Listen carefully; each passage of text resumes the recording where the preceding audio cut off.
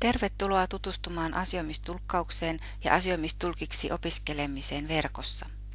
Asioimistulkki on ammattilainen viestiä, joka tulkkaa kahden tulkattavan välistä puhetta erilaisissa asiointitilanteissa. Tampereen aikuiskoulutuskeskuksessa järjestetään jo 5. vuotta asioimistulkin tutkintoon valmistavaa koulutusta monimuotokoulutuksena. Oppijoita kannustetaan ja opastetaan itseohjautuvuuteen ja tutkivaan yhdessä tekevään oppimiseen heti ensimmäisistä lähipäivistä alkaen. Opiskelijaryhmät jaetaan aina niin sanottuihin opintopiireihin, jotka asettavat omat oppimisen tavoitteensa, ja piiri myös huolehtii siitä, että näihin tavoitteisiin yhdessä päästään. Oppimisen alkutaipaleella on erittäin tärkeää tutustua toisiinsa, laatia yhteiset pelisäännöt ja rakentaa yhteisen oppimisen polun alku. Tässä kuvassa ollaan cocktailtilaisuudessa, jonka me järjestämme jokaisen ryhmän ensimmäisenä lähipäivänä. Opettajalta ohjaava rooli vaatii uudenlaisen lähestymistavan ja asenteen sekä paljon aikaa ohjaamiseen ja toimivat Skype tai jotkut muut yhteydet, koska tapaamme kasvokkain vain 4 lähipäivänä kuukaudessa. Kaikki muu oppiminen ja oppimisen ohjaus tapahtuu verkon ja verkkovälineiden avustuksella. Opiskelijoista tulee 2 kielen, kulttuurin ja viestinnän ammattilaisia. He suorittavat siis tutkinnon vähintään 2 kielellä, joista toinen on suomi ja toinen esimerkiksi kurdi, arabia, kiina, thai, pashtu, dari, venäjä, turkki, tamili tai bengali tai jokin muu. Koulutuksen aikana valmistaudutaan tavallisimpiin asioimistilanteisiin ja harjoitellaan erilaisia tulkkaustapoja ja tulkkausvälineitä. Tavallisimmin nämä asioinnit tapahtuvat lääkärin luona, poliisin, sosiaalitoimen tai jonkin muun toimiston, Kelan, työvoimatoimiston tai eriasteisten oppilaitosten kanssa.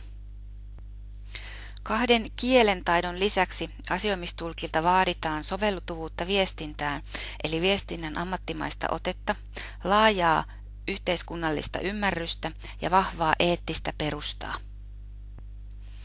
Asioimistulkin tutkintoon valmistava koulutus kestää noin vuoden ja se on jaettu 4 moduuliin.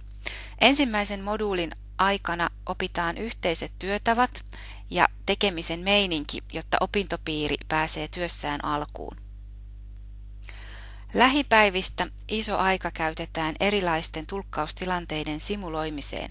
Tällöin ollaan sekä tulkattavan että tulkin asemassa ja pohditaan ammatillisuutta ja eettistä perustaa.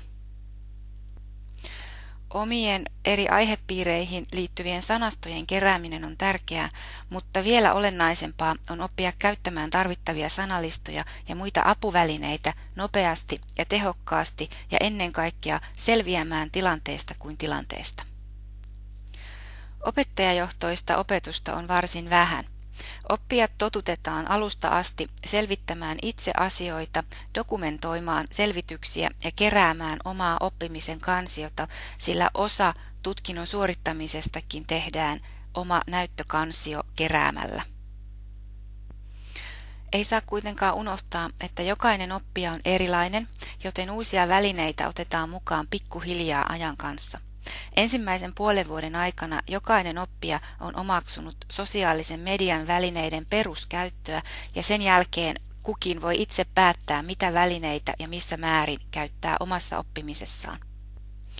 Esittelemistämme sosiaalisen median välineistä kukin voi siis valita mieleisensä, mutta toivomme ja tuemme sitä, että jokainen kerää omat linkkinsä ja materiaalinsa sellaiseen paikkaan, josta se on hyödynnettävissä myös koulutuksen jälkeen. Skypein käyttö on koulutuksessamme pakollista. Se on siis arkipäivää, sillä Skypein kautta harjoitellaan tulkkaamista sekä opintopiirien kesken ja opettajan ja opiskelijoiden välillä. Skypein kautta tehdään myös ihan aitoja oikeita asioimistulkkauksia. Skypein lisäksi olemme kokeilleet myös TalkBox-videoviestien lähettämistä ja tämä on osoittautunut käyttökelpoiseksi välineeksi opiskella vaikkapa kiinan kieltä. Sillä tuon kiinankielisen viestin voi lähettää kaverille, joka sitten tulkkaa kyseisen viestin suomen kielelle. Ja saman viestin voi aivan hyvin lähettää toiselle kaverille edelleen ja hän voi työstää viestin taas suomen kielestä vaikkapa kurdin kielelle. Tekstin tuottamisen harjoittelu on osoittautunut mukavaksi, kun se tehdään vaikkapa Wikispacesin wikissä. Meidän wikitarinoissamme yhdistyy teemaan tutustuminen, sanaston oppiminen, yhteistyö ja suomen kieli. Lisäksi opitaan vielä linkittämään, luomaan wikisivuja ja suodattamaan olennaista tietoa internetin suuresta maailmasta. Olemme kokeilleet ilmaisten wikien hyödyntämistä myös markkinoinnin välineenä ja kauttamme onkin tilattu tulkki jo espanjalaisille vieraille, jotka tulivat tutustumaan Suomeen. Valmistavan koulutuksen tavoitteena on suorittaa ammattitutkinto. Tutkinnon suorittaminen huipentuu niin sanottuihin simuloituihin tilanteisiin, joissa täytyy osoittaa osaaminen kaikella mahdollisella tavalla. Tässä kuvassa simuloidaan aitoa poliisin kuulustelua. Tietokoneista ja erilaisista verkkovälineistä on siis tullut koulutuksemme arkipäivää ja olemme huomanneet, että tekniset haasteet, ongelmat ja hidasteet on mahdollista ylittää. Tekniikka ei kuitenkaan vapauta oppimiseen liittyvästä työstä. Oman oppimisen haltuunotto eli oppimisen taidot ja tiedon etsimisen taidot ovat erittäin tärkeitä, eikä niitä voi koskaan korostaa liikaa. Opettajina olemme koko ajan joutuneet oppimaan uutta sekä opiskelijoidemme että toisten opettajien kanssa. Avoimet silmät ja iloinen mieli ovat erittäin tärkeitä voimavaroja. Verkosto toimii, kun sinne antaa jotakin, saa aina kaksin määrin takaisin. Olemmekin sitä mieltä, että uudenlainen, erilainen tekeminen ja oma oivaltaminen valmistavat mitä parhaimmalla tavalla tulevaisuuden työelämään, jossa muutokset ovat kokoaikaista ja arkipäiväistä. Sosiaalisen median välineet, joita käytämme, ovat kuitenkin vain yksi tekijä oppimisen ketjussa. Tärkeintä on oppia asettamaan omat tavoitteensa ja saada tukea silloin, kun kohti tätä tavoitetta pinnistellään. Elämä on kaiken aikaa oppimista, mutta täytyy muistaa, että mediasta ja sen tuomista uusista välineistä riippumatta juuri ihmiset ovat edelleen ne, jotka oppivat ja ihmiset tuovat iloa elämäämme. Kiitoksia mielenkiinnosta.